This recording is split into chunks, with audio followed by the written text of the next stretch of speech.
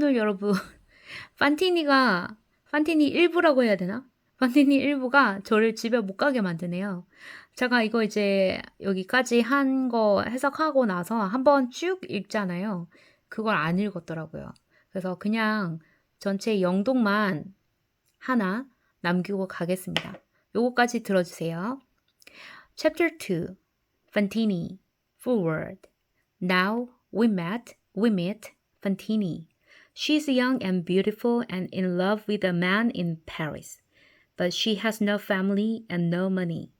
For Fantini, this is the love of her life. For the man in Paris, it is just the summer of love. Men are not kind to women. They have their fun and then they walk away. The man in Paris goes home to his rich family and lives for Fantini with a child, a little girl called Cosette. Fantini must find work, but how? Fantini has a child, but no husband, and a woman without a husband is nothing. Worse than nothing. People are not kind to a woman with a child but no husband. They turn their faces away, they close their doors, they say, "There's no work here for a woman like you." Fantini loves her daughter dearly, but what can she do?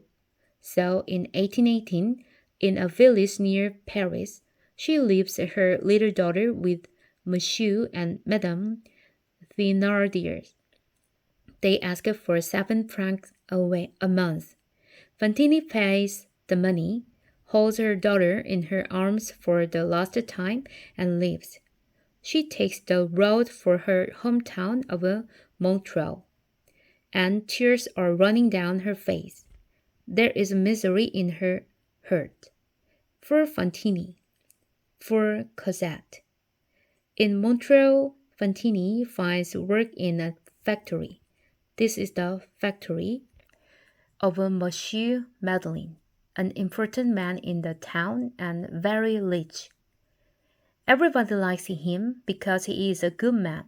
He is kind to his workers, he helps people, and his factory gives many jobs to the townspeople. But who is he, this Monsieur Madeleine?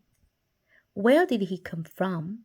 He arrived in Montreux at the end of 1815, but nobody knows his family or anything about him. Fantini sent money every month to the Thénardiers. They were not good people, and they used the money for their own daughters. Poor little Cosette was a hungry, dirty, unloved child. She worked all day. She cleaned the house. She carried the water. She washes the clothes. But Fantini knew nothing of this, and she worked long hours to make money for Cosette. The next year, the Thénardiers asked for 12 francs a month. The year after that, they wanted 15 francs. Then Fantini lost her job at the factory because the women did not like her. She has a child in a village somewhere near Paris. Yes, and where's her husband? She doesn't have one. We don't want that kind of a woman here. She must go. Fantini found work making shirts. It was hard work for little money. She was often ill with a small dry cough. The Thénardiers wrote again. Your daughter needs a warm dress for winter. Send 10 francs at once. Fantini did not have 10 francs. She thought long and hard and went to the barber in the town. She took off her hat, and her golden hair fell down her back. That's beautiful hair, said the barber. What can you give me for it? 10 francs. Then cut it off. She sent the money to the Thénardiers. My daughter's not cold now, she thought. She's wearing my hair. Soon another letter came from the Thénardiers. Send 100 francs, or Cosette must leave our house. 100 francs? How can a poor woman get that kind of money? There was only one way. One cold winter evening, outside the restaurant in the center of Montreal, a woman walked up and down. There was snow on the ground, but the woman wore an evening dress with flowers in her hair. Some young men came out of the restaurant, saw her, and began to call her bad names. They laughed and shouted, but the woman did not look at them.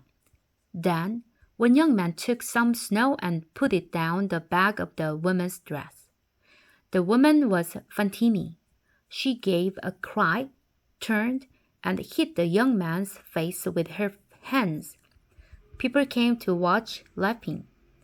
A tall policeman arrived, took the woman by the arm, and pulled her away.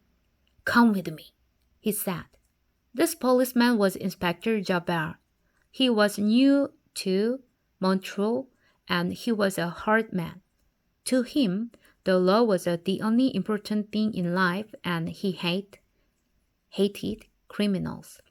The law in France at that time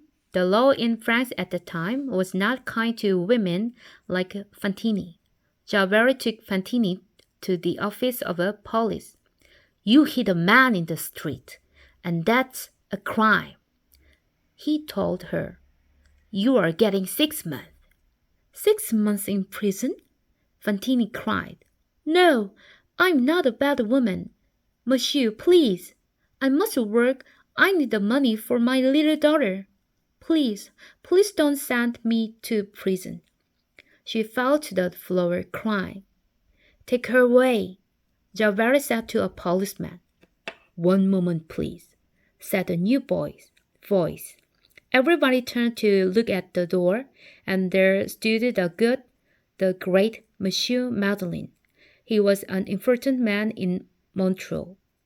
"Inspector," he said, "I was outside the restaurant too, and I can tell you the true story."